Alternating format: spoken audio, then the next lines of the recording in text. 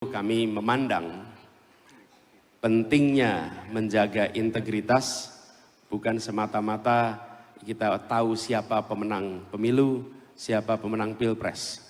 Tapi tujuan pemilu dan pilpres adalah menghadirkan pemerintah yang berwibawa, pemerintah yang penuh legitimasi, pemerintah yang dihormati di dalam negeri dan di luar negeri karena pemerintahannya terbentuk melalui proses pemilu pilpres yang adil, jujur, berintegritas. Jadi tujuan utama dari proses ini semua kami memandang bukan sekedar siapa menang, tapi bagaimana hasilnya dihormati oleh semua dan pemerintahan yang nanti terbentuk adalah pemerintahan yang disadari oleh semua, bukan hasil karena proses yang ada curang, tapi justru karena hasil yang penuh dengan kejujuran, penuh dengan keadilan, dan itu adalah harapan kita semua. Karena baru pada pemilu kali ini, menjelang pilpres kali ini, keramaian tentang kecurangan itu ramai sekali di masyarakat. Saya rasa Bawaslu menyaksikan. Di pemilu-pemilu sebelumnya, tidak banyak kita mendengar orang membicarakan tentang netralitas, membicarakan tentang ketidakjujuran. Tapi pemilu kali ini kita merasakan di masyarakat muncul pertanyaan itu. Apa artinya? Ada penurunan kepercayaan.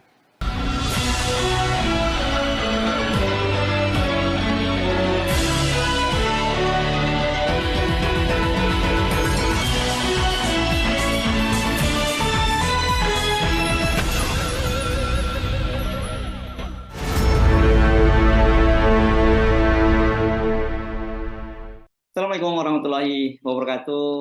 Apa kabar? Saya Subnu Arif dari Forum News Network. Calon Presiden nomor 1, Anies Baswedan, menyampaikan pidato menohok di depan Kapolri, Panglima TNI, dan sejumlah petinggi negara lainnya, termasuk dua pasangan capres dan calon wakil presiden lainnya, yakni Prabowo Gibran dan Ganjar Pranowo Mahfud MD.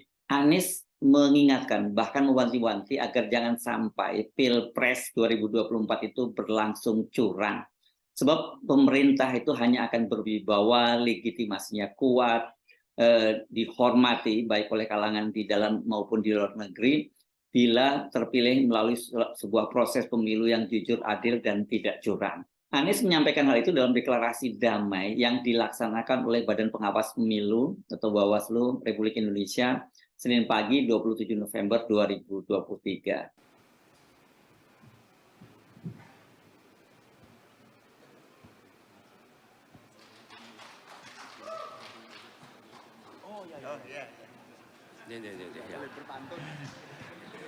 Nggak boleh ngajak milih, ya.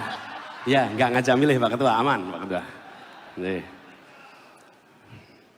Ya, terima kasih. Ini Bawaslu-nya luar biasa disiplin, Pak, membantu pencegahan. Yang saya hormati Ketua Bawaslu dan seluruh pimpinan Bawaslu, yang saya hormati Bapak Kapolri, Bapak Panglima TNI, yang saya hormati Bapak Jaksa Agung yang diwakili Jaksa Agung Muda Bidang Intelijen, para calon presiden dan calon wakil presiden pasangan nomor 2 yang saya hormati, pasangan nomor 3, dan para pimpinan dan utusan partai politik yang saya hormati, serta seluruh peserta Rakornas Gakum yang kami hormati. Assalamualaikum warahmatullahi wabarakatuh. Selamat pagi, salam sejahtera untuk kita semua, salam adil dan jujur untuk kita semua. Izinkan dalam kesempatan ini kami menyampaikan rasa hormat, terima kasih telah bersama-sama kita hadir untuk menegaskan komitmen bahwa pemilu besok akan diselenggarakan dengan jurdil. Insya Allah dengan adanya komitmen ini maka bukan saja kita melaksanakan apa yang sudah ditandatangani, tapi melaksanakan seluruh ketentuan perundangan, khususnya Undang-Undang Nomor 7 Tahun 2017. Kami memegang komitmen itu, insya Allah kita akan laksanakan, dan kami berharap di dalam pelaksanaan nanti semua kita menyelamatkan setiap suara, mengamankan setiap suara, karena itu bukan suara partai, itu bukan suara capres, itu adalah suara setiap anak bangsa yang berhak menentukan arah masa depan negerinya.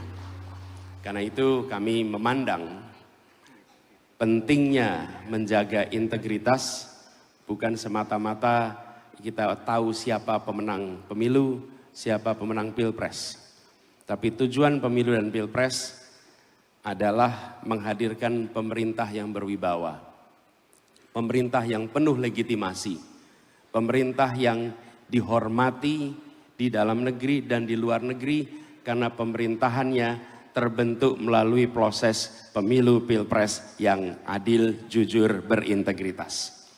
Jadi tujuan utama dari proses ini semua kami memandang bukan sekedar siapa menang, tapi bagaimana hasilnya dihormati oleh semua dan pemerintahan yang nanti terbentuk adalah pemerintahan yang disadari oleh semua, bukan hasil karena proses yang ada curang, tapi justru karena hasil yang penuh dengan kejujuran, penuh dengan keadilan, dan itu adalah harapan kita semua.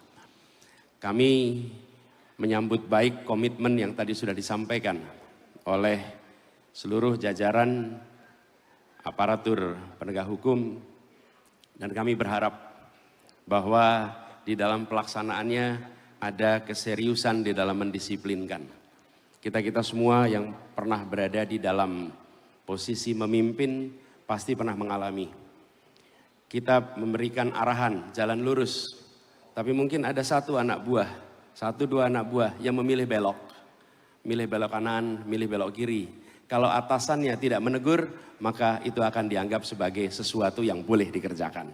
Karena itu kami berharap kalau ada yang belok kanan, belok kiri, segera ditegur, segera diluruskan, segera didisiplinkan agar semua arahan dari puncak terus sampai ke bawah tanpa ada penyimpangan. Bukan sekedar pernah diperintah, tapi konsisten menjaga perintah itu dilaksanakan sampai ke bawah.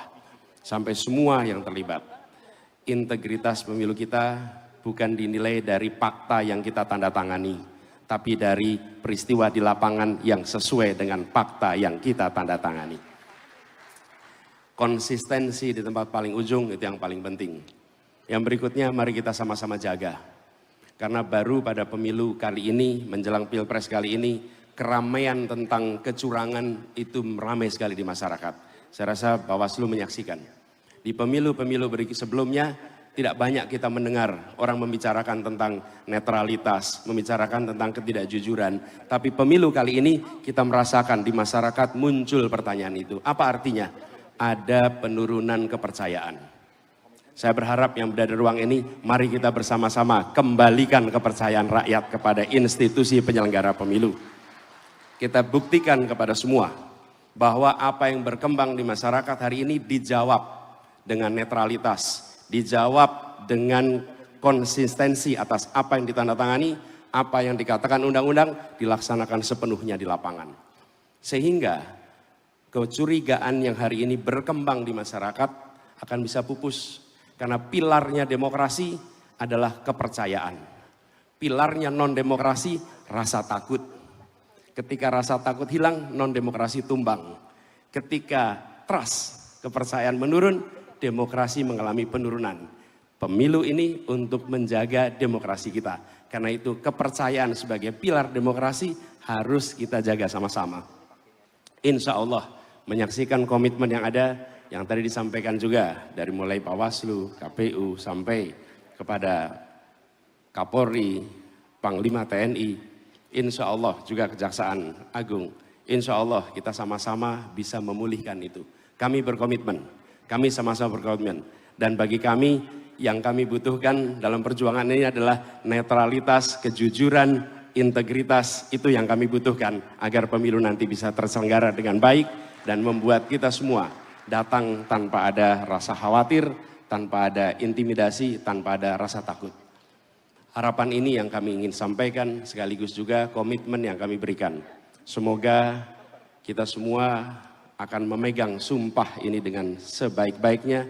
Insyaallah Allah Subhanahu wa taala, Tuhan yang Maha Pengasih, Tuhan yang Maha Penyayang, akan terus melindungi kita semua, melindungi bangsa Indonesia, dan akan mengarahkan kita semua termasuk yang maha membolak-balikan hatinya akan membalikan hatinya orang-orang yang berniat curang, orang-orang yang berniat tidak jujur, untuk dibalikan hatinya dan menjadi jujur, menjadi berintegritas, menjalankan pemilu dengan sebaik-baiknya.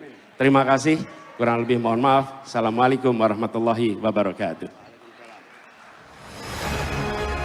Baik, terima kasih. Kendati pidato Anies tadi cukup pendek, kurang dari 8 menit, namun isinya bisa dengan tepat, akurat menggambarkan situasi menjelang Pilpres 2024 saat ini.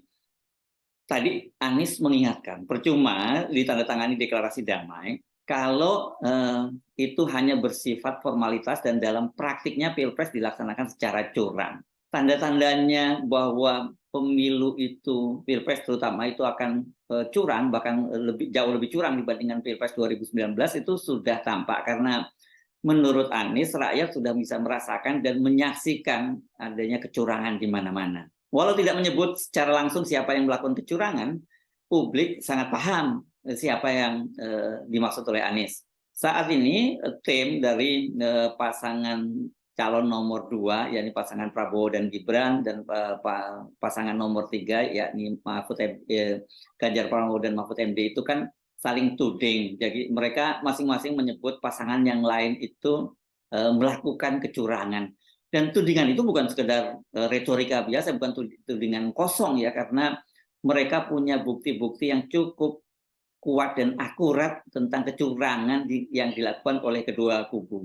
Badan Pengawas Pemilu, Bawaslu, sebagai penyelenggara pemilu di bidang pengawasan belum lama ini juga mendapat sorotan tajam ketika menilai pertemuan atau acara yang digelar oleh calon wakil presiden Gibran Rakabuming dengan puluhan ribu perangkat desa yang dilaksanakan di Arena Indonesia Gelora Bung Karno Jakarta itu bukan sebagai pelanggaran, karena katanya tidak ada ajakan untuk memilih salah satu calon. Ini yang kemudian Bawaslu rame-rame diserbu oleh para netizen, dan para netizen ini berlomba-lomba menunjukkan bukti-bukti.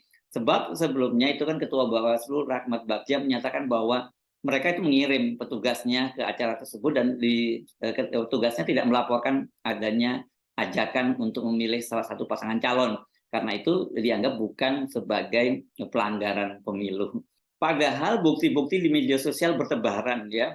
Mulai dari ajakan mencoblos Prabowo Gibran, ini yang disampaikan oleh pembawa acara, sampai atribut ya, ini apa sih namanya, tanda hadir itu ya, yang digantung itu juga di situ ada foto Prabowo Gibran gitu ya. Jadi sebenarnya sangat jelas acara ini yang memang merupakan kalau tadinya disebut deklarasi, tapi kemudian tidak jadi deklarasi, ini adalah mobilisasi terhadap aparat perangkat desa di berbagai wilayah di Indonesia. Jadi pertanyaannya, kalau kemudian kata Ketua Bawaslu petugasnya tidak menemukan adanya ajakan untuk memilih salah satu pasang calon, kemana itu petugasnya itu? Tidak dengar, atau dia sengaja tidak dengar, atau dia tidak datang ke acara tersebut gitu ya. Jadi kalau sekarang Bawaslu mengajak pemilu damai, deklarasi pemilu, ya sangat tepat bila Anies tadi mengingatkan bahwa yang penting itu bukan hanya kesepakatan di atas kertas, tapi pelaksanaan di lapangan. Karena memang pemilu itu bisa damai kalau tidak terjadi kecurangan. Jadi percuma saja Bawaslu membuat deklarasi pemilu damai kalau kemudian prakteknya mereka menutup mata terhadap kecurangan-kecurangan, terutama kecurangan yang dilakukan oleh rezim yang berkuasa. Jadi ya ini ibarat kata permainan sepak bola. Ini kan mengambil analogi timnya Anies yang menggunakan timnas gitu ya. Bawaslu ini sebagai wasit itu malah ikut bermain. Saya Subnu Arif dari Forum News Network. Sampai jumpa lagi. Wassalamualaikum warahmatullahi wabarakatuh.